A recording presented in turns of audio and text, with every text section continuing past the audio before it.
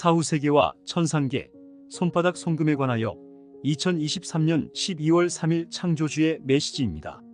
어젯밤 나는 사후세계와 천상계를 보았다. 영혼의 숲속 투어. 나는 이전 영혼의 단계에서 카페를 했었나 보다. 천상계로 돌아가 카페를 연다. 문을 열고 들어가 오픈 준비를 한다. 블라인드를 올리고 환기를 시킨다. 오랜 여행에서 돌아온 듯 다시 영업을 시작한다. 사후세계에는 평가의 시간이 있다. 빛과 비물질의 폭포가 있다. 이곳을 통해 다른 세계나 행성으로 가게 된다.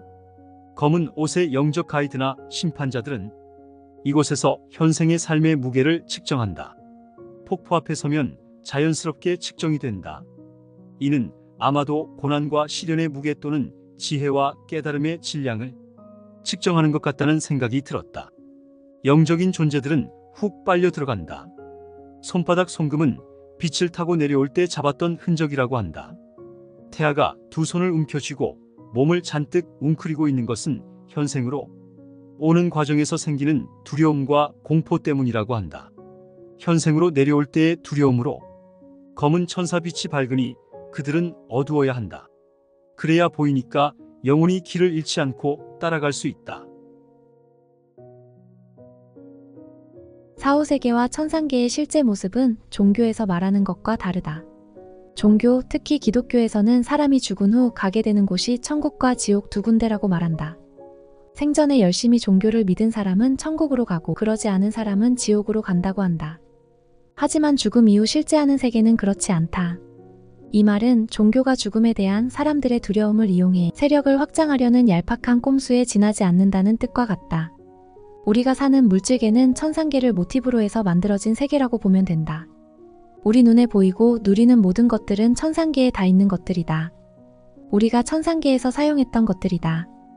영혼은 지혜와 깨달음을 얻기 위해 물질계를 윤회한다. 물질계에 사는 동안 인간은 다양한 체험을 하게 된다. 체험 속에서 얻게 되는 것들이 그의 영적 성장을 돕는다. 물질계의 삶을 마치고 간 천상계에서 인간으로서 체험했던 것들을 그대로 답습하는 영혼들도 있다. 천상계에서는 원하는 걸 상상만 해도 짠! 하고 코앞에 나타난다. 물질계에서 살 때의 경험들이 천상계에서 너무나 중요한 이유다.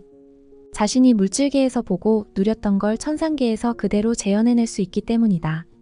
아버지의 메시지를 전달하는 유리엘 대천사의 말에 의하면 인간의 삶을 마치고 사후세계에 가게 되면 평가의 시간이 기다린다고 한다.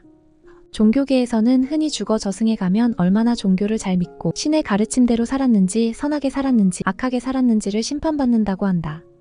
그러나 사후세계에서는 그런 식으로 심판하지 않는다.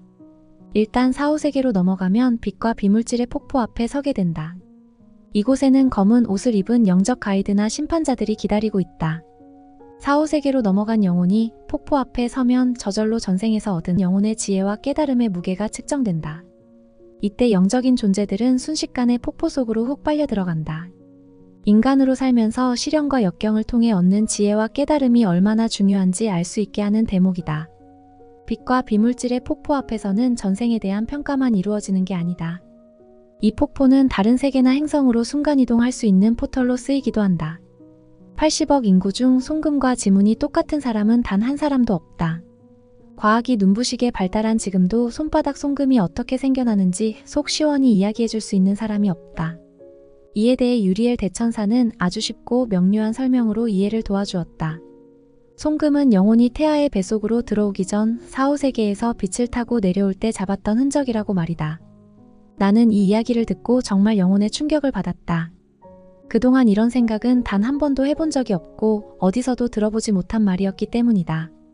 빛의 입자, 쉽게 말해 빗줄기에 의해 손바닥에 송금이 새겨진 것이라니. 태아는 엄마의 뱃속에서 두 손을 움켜쥔 채 몸을 웅크리고 있다. 이것도 영혼이 천상계로부터 물질계로 오는 과정에서 생겨난 두려움과 공포 때문이라는 것이다. 3차원인 지구행성은 감옥행성이기 때문이다.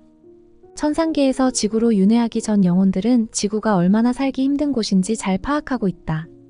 그럼에도 불구하고 체험을 통해 전생, 전전생 카르마의 정화와 소멸, 그리고 영적 성장을 이루려 윤회를 택한다. 그러니 현생을 사는 사람들은 아주 용감한 선택을 한 이들이라 해도 무방하다. 태어나는 순간 인간의 모든 기억은 리셋된다. 자신이 태어난 목적, 사명을 기억해내지 못하는 것이다. 그런 상태에서 온갖 괴로움과 고통, 슬픔, 억울함, 상처와 맞서 싸워야 한다. 그러다 보니 삶이라는 게 흔히 말하듯 생지옥으로 인식되는 것이다. 하지만 자신이 윤회한 이유, 목적, 사명을 깨닫게 된다면 모든 슬픔, 괴로움, 고통, 상처는 빛이 되고 기회가 될 수 있다. 삶은 카르마를 정화하고 해소하는 축복의 장이 될 것이다.